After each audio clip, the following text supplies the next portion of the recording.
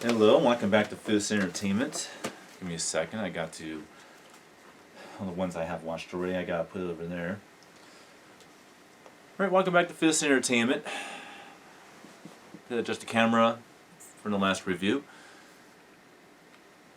Well, I'm definitely happy that it's fall 2021. We get to talk about my favorite genre, which is horror. With the 2001 Horror Film Festival. Now, I might add, this is going to be a pretty cool one.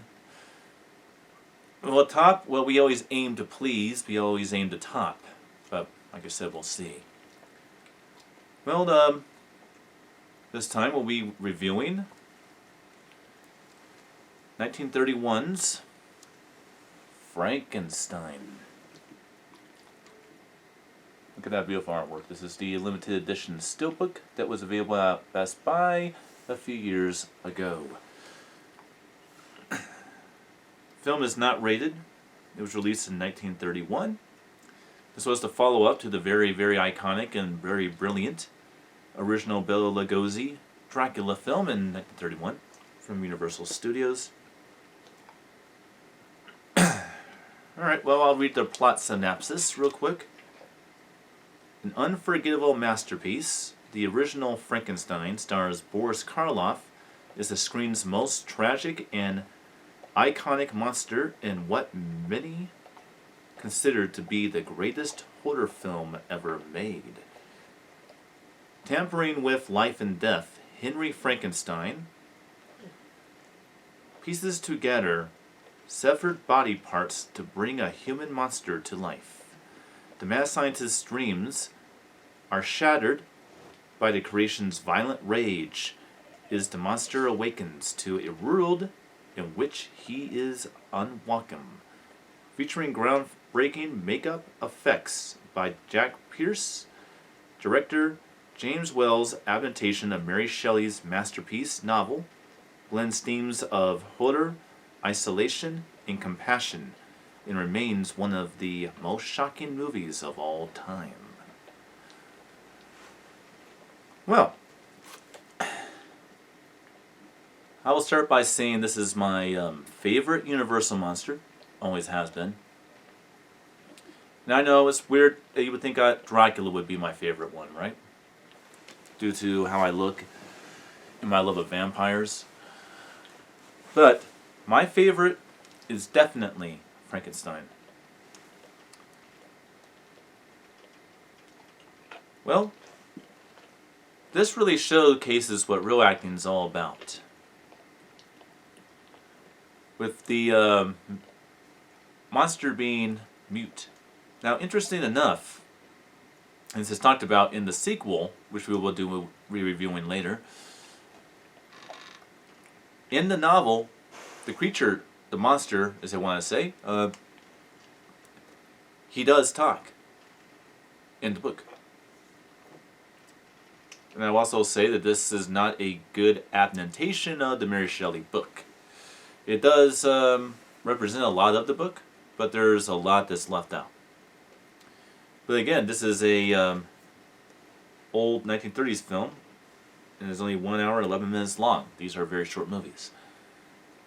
So exposition and stuff like that, this really wasn't played upon back then in those days.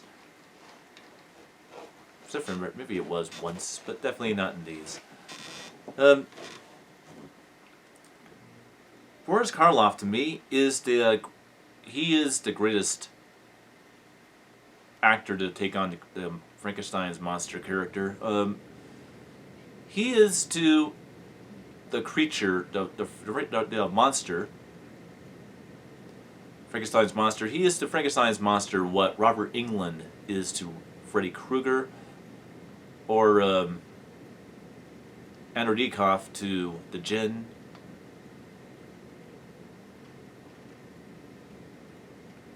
Or any other very iconic actor it was been known to play a part, like for example Anthony Perkins as Norman Bates.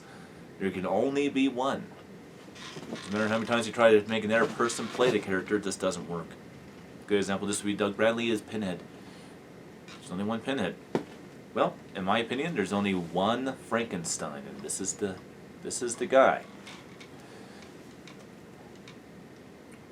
All right. What I thought they got really well about this, which is really taken from the novel Frankenstein, is that the monster is not evil. The monster is a victim of neglection and of being hated by his creator. And it really does hint upon that themology. Now, not so much as like, say, the Hallmark miniseries with Alec Newman for New Amsterdam Entertainment, which was the best adaptation you're going to ever have of the Mary Shelley novel. But this is, by all accounts, my favorite Frankenstein movie, for sure. Although, it might be Bride Frankenstein, but honestly, I have to give it to the first film because I just think that the first Frankenstein movie just was groundbreaking. It really is groundbreaking. In a lot of ways, it has a lot over the sequel. Well, quality. Again, this was shot in 1.33.1 full frame, which means we have a big square in the middle of the screen.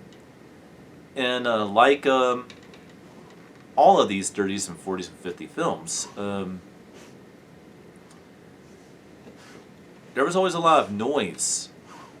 A lot of noise over the dialogue of the movie. There was always strobe light effects, changing cinematography a bit, putting lights on. It kind of feels like you have lights above you that are flickering on and off in the look of the movie. All these things. That has been taken away and given you a very balanced picture with this new digital restoration that these films were put through. That's certainly the case with this one. This one, in my opinion, looks even better than the Bela Lugosi Dracula movie before it. The audio, again, it's looking from the negative mono tracks and converted into a DTS HD MA equivalent of the mono tracks to give you digital clarity. It allows you to have a cleaner audio that allows you to hear things at lower levels and higher levels. Overall, this is a must-watch. Very much a must-watch for all horror fans. So I'll take that off, show you a little closer personal with the steelbook itself.